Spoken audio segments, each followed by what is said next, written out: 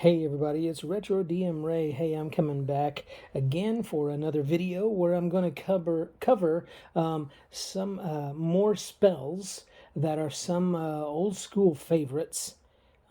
So if you're looking forward to these, please, and you like this content, please like and subscribe and share with those in your circle and maybe outside in a wider circle. I would really appreciate that.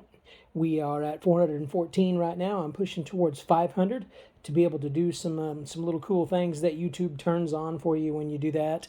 So I'd appreciate that. I appreciate all of my subscribers and thank you all that I have right now, and appreciate my Patreon person, and would ask you to go take a look at that if you'd like to as well.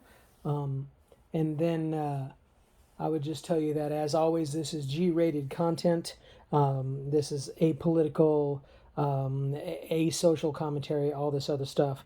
So this is just good old school gaming conversation. So if you like that, again, please give me a like and a sub.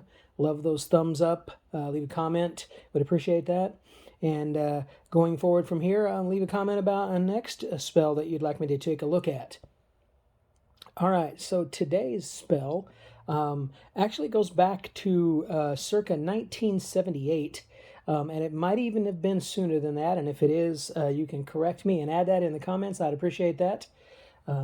But circa 1978 is what I have, which is the my copy of the Advanced Dungeons and Dragons First Edition Player's Handbook. Now, a first level spell in there called Tensor's Floating Disc. Now, I just learned this here a while back. If you don't know, and you can add more in the comments if you know even more about this story, but Tensor of the Tensor's Floating Disc, Tensor was actually an anagram for Ernie, Gary Gygax's son, Ernest G. Gygax Jr. So I thought that was some pretty cool stuff. He was playing a magic user back in the day whose name was that, from what I could understand. Again, if this is not entirely correct, you can fix that a little bit, but that's my understanding as to how it got its name.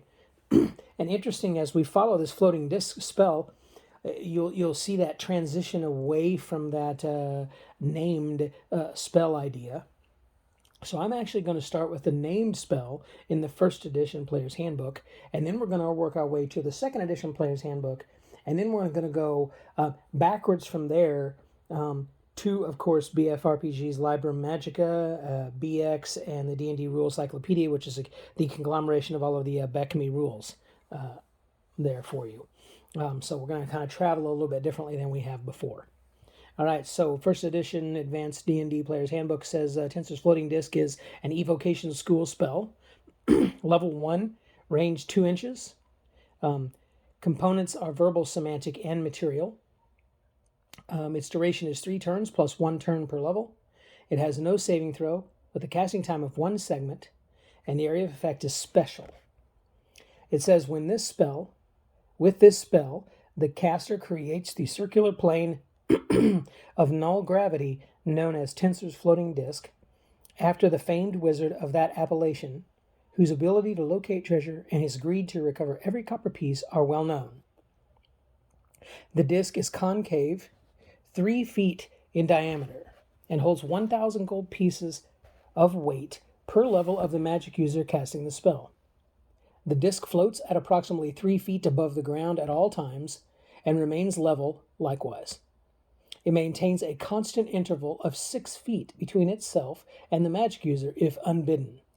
It will otherwise move within its range, as well as along with him at a rate of 6 inches, at the command of the magic user.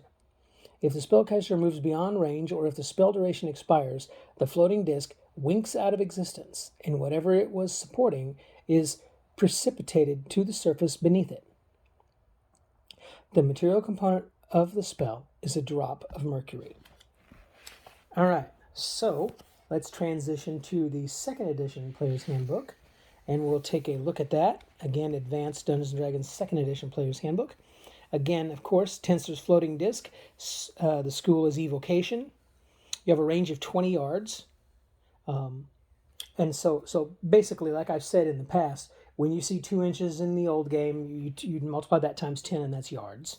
And And again, if there's some variation on that, depending on which book you look at, and you can correct me on that if that's not how that works, but I believe that was the way it worked. Components: verbal, semantic, and material. Duration 3 turns plus 1 turn per level. Casting time is 1. Effects: special and saving throw none. So those are all the same. They just took out the word segment in casting time because initiative doesn't work the same in 2nd edition Advanced as it did in 1st edition. It says, with this spell, the caster creates the slightly concave circular plane of force known as Tensor's floating disc, after the famed wizard whose greed and ability to locate treasure are well known. So now it tells you that it's slightly concave as a circular plane of force. So just a little bit more detail. And then, of course, they left off the part about wanting to get every single copper piece, which I thought was funny in the 1st edition. The disc is 3 feet in diameter and holds 100 pounds of weight per level of the wizard casting the spell. So that's the same, and here's why. In 1st edition, every 100 coins was 10 pounds, so 1,000 coins was 100 pounds. So that equates to the same thing, just different way in which to get to that same total. The disc floats at approximately 3 feet above the ground at all times and remains level. It floats along horizontally within its range of 20 yards at the command of the caster and will accompany him at a movement rate of no more than 6. All right, so when you go to the 1st edition Advanced one, you do not see that it is a range of up to 20 yards that it will maintain its area within. It actually maintains an interval of 6 feet. So that's a little bit different. This is quite a little bit longer away that you can have it float around. It will accompany you at a movement rate of no more than 6. That's the same. If unguided, it maintains a constant interval of 6 feet between itself and the wizard. Okay, so the distance between you and it is the same, but you could cast it up to 20 yards away. So really that equates to the same thing. They just said it in a rather odd way in that description. They could have just said that it floats along the ground within its range and then been done. But I see why they repeated that. Anyway, if the spellcaster moves beyond range by moving faster or by such means as a teleport spell or by trying to take it more than 3 feet from the surface beneath it, or if the spell duration expires, the floating disc winks out of existence and whatever it was supporting crashes to the surface beneath it. The material component of the spell is a drop of mercury. All right, so for the most part, that's almost exactly the same, only a couple of minor things different, otherwise not really much at all. All right, so let's go to Basic Fantasy RPG, which you all know that I like quite a bit. So here's their version of, now it's called Floating Disc. So Tensor has been removed. Undoubtedly that was due to copyright and naming convention copyright for those older systems, and then going forward from here to these types of systems who are based on the open gaming license. So of course naming conventions can't stay the same, and some spells were not even allowed to be carried over. So Floating Disc, range 0, the magic user 1. That means you cast it right in front of yourself. Duration 5 turns plus 1 per level, so that's a little bit longer. The spell creates an invisible, slightly concave circular plane of force for carrying loads. It is about the size of a shield, being 3 feet in diameter and 1 inch deep at its center. It can hold a maximum of 500 pounds of weight. Okay, so that's quite a bit more limiting than the Tensor's floating disc. Note that water weighs about 8 pounds per gallon. It's roughly 7.48 pounds per gallon, but that's neither here nor there. The disc must be loaded so that the items placed upon it are properly supported, or they will, of course, fall off. For example, the disc can support just over 62 gallons of water, but the water must be in a barrel or other reasonable container that can be placed upon the disc. Similarly, a pile of loose coins will tend to slip and slide about, and some will fall off with every step the caster takes, but a large sack full of coins, properly tied, will remain stable. The disc floats level to the ground at about the height of the caster's waist, remains still when within 10 feet of the caster, so that's 4 feet further, and follows the caster at the caster's movement rate if he or she moves away from it. So this one actually can let you go at your normal movement rate, which is a benefit. The floating disc can be pushed as needed to position it, but will be dispelled if somehow moved more than 10 feet from the caster. When the spell duration expires, the disc disappears from existence and drops whatever was supported to the surface beneath. So little tweaks, some advantages there, and a little bit of a disadvantage as far as weight is concerned, but still a genuinely good spell.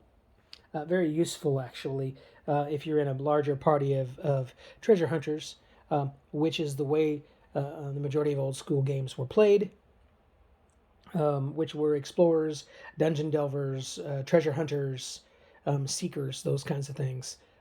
They weren't kind of railroad box text storyline stuff, although that did creep in fairly quickly.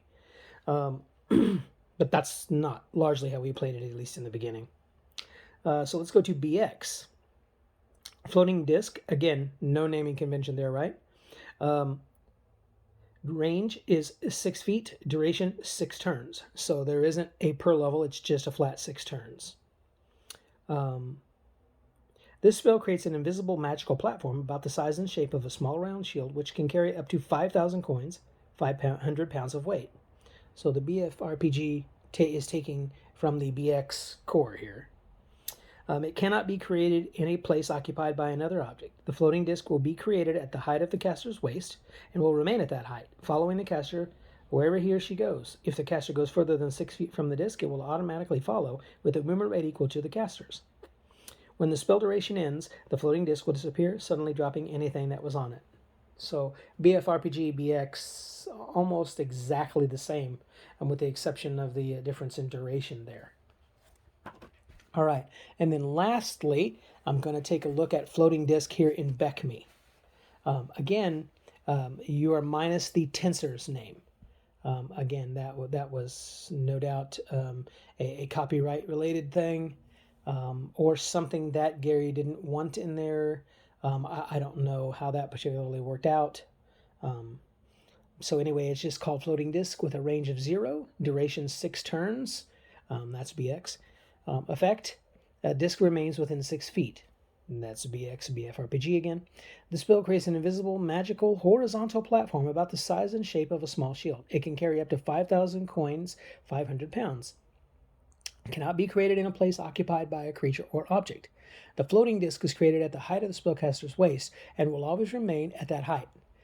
It will automatically follow the spellcaster at his current movement rate, remaining within 6 feet of him at all times. It can never be used as a weapon because it has no solid existence and veers away from anything it might run into. When the duration ends, the floating disc will disappear, suddenly dropping anything upon it. No saving throw is allowed. Okay, so no saving throw being allowed. Of course, the others say saving throw is none. Actually, BFRPG doesn't even say that. This system works slightly differently as far as those things are concerned, and you wouldn't need to have a saving throw for it because it's a utility spell that isn't able to be used for anything other than hauling stuff. Okay, but it's interesting to hear that it says in the BECMI version that it can never be used as a weapon because no solid existence and veers away from anything it might run into. The reason why that's there, at least from what we did when we played, I will just tell you that my magic user would cast the spell and then try to have it be something that he could take cover behind, especially if it was loaded with something, or hide behind, because it was up to 6 feet out in front of him, so he could put it between him and an enemy, and if need be, slow the enemy down long enough to where he could run away. Now, I wasn't using it as a weapon, but because it stated that way in the book, my dungeon master would often rule that if it was not loaded with some stuff to where it was stacked up on it, that just the disc itself would not provide me any cover because it was just a concave field of force, roughly the size of a small shield with nothing on it. It wasn't blocking anything because it would just veer away from the enemy as he approached me. And I understand that. I didn't like it back then, of course, because magic users are always so squishy, and I love to play them anyway. Um, but that's just how I use that. And I'm certain probably that's also in there because someone probably did try to use floating disc as a weapon. Not sure how you do that, but I'm sure they did try. I also remember another magic user that played with us that tried to plead his case that he could use that as a secondary fallback for a feather fall spell. So he could jump off of a ledge and cast floating disc and land on it with his rear end or whatever and slowly float to the ground. And the DM quickly and immediately told him absolutely not, because it just appears and follows you around and it'll veer away from you when you try to land on it. So jump off the ledge if you want and then take falling damage. So I don't know if there's another story behind that. Maybe maybe the person who is responsible for kind of collecting all these rules together here in the BECMI book, which I believe was Aaron Alston. Yes. Frank Mincer also having a hand in BECMI, of course, too. So I'm just curious. There probably are some tales behind that line being mentioned in there as well, but I'm not privy to those. I would like to know them. If you know them, put that in the comments. That'd be hilarious to be able to read that. That'd be cool. But otherwise, that's kind of the coverage for floating disc, or in first and second edition, Tensor's floating disc. I'm personally of the mindset that I really actually love having things named like that. Bigby's hand spells, Mordenkainen's spells, those types of things. I really like that. Odaluk's Resilient Sphere and other Odaluk spells, those kinds of things. I really like that you have spells that are from very famous Greyhawkian magic users of the day, which were players that then have those named spells in the game that you can then learn. I think that's really fun. But again, that's just a subjective thing. If you like that, cool. If you don't, cool. So I hope you've enjoyed the coverage of the spell. Again, put in the comments the next one you'd like me to go ahead and cover. And then I want to let you know in advance that I'm going to be starting to cover some old school games from Free League. And I say old school because the way that the two games that I'm going to be covering, and they're going to be gracious enough to provide me review copies of various things that I can review and I can talk about and I can go through with you and showcase. And I'll be putting up some videos where we'll take a look at the actual books themselves and we'll look at different sections and talk about that. I'm just really looking forward to that. I think it's going to be really cool for the channel. And I've been playing one of them and been reading through the other just as PDFs. I'm waiting for my hard copies before I start putting the things on the channel. But I'm really looking forward to that. The reason why I call them old school is because the way that the one that I'm playing with my family right now plays, it is very old school in its feel and its vibe. Even though it's got non-old school mechanics, that just doesn't even matter. The way it plays is old school. And I know the other one's going to be the exact same thing. It'll just be in the context of the JRR world, if you know what I mean by that. So I hope you're looking forward to some new stuff coming down the line like that. I would encourage you to check that out. And thanks again for tuning in, for liking and subscribing and sharing. I appreciate that. You can buy me a coffee. Look in the description. You can support me on Patreon. You can go to DriveThruRPG and follow my affiliate link and pick up some stuff. I appreciate all of you who have done that. And I've got some credits on there to be able to do that. And that's also how I've gotten some Free League stuff that I'll be sharing with you. So I really appreciate that. As always, I use that to purchase things to review for the channel and take a look at for the channel that have that old school feel and stuff like that. So again, keep going there and doing that. I'd really appreciate it. If you're buying your gaming stuff anyway, I'd appreciate the help to provide a little support for me while you're on the way to do that. So click on the link and you can do that. Again, I got a Facebook page. You can check that out. I really appreciate you all, and thank you very much for tuning in, and look forward to what you all are going to postulate for my next spell to cover. Thanks again. Y'all have a great time with your games and in your gaming groups. And as I always say at the end of all of my videos, may all your rolls be nat 20s. Take care. Later.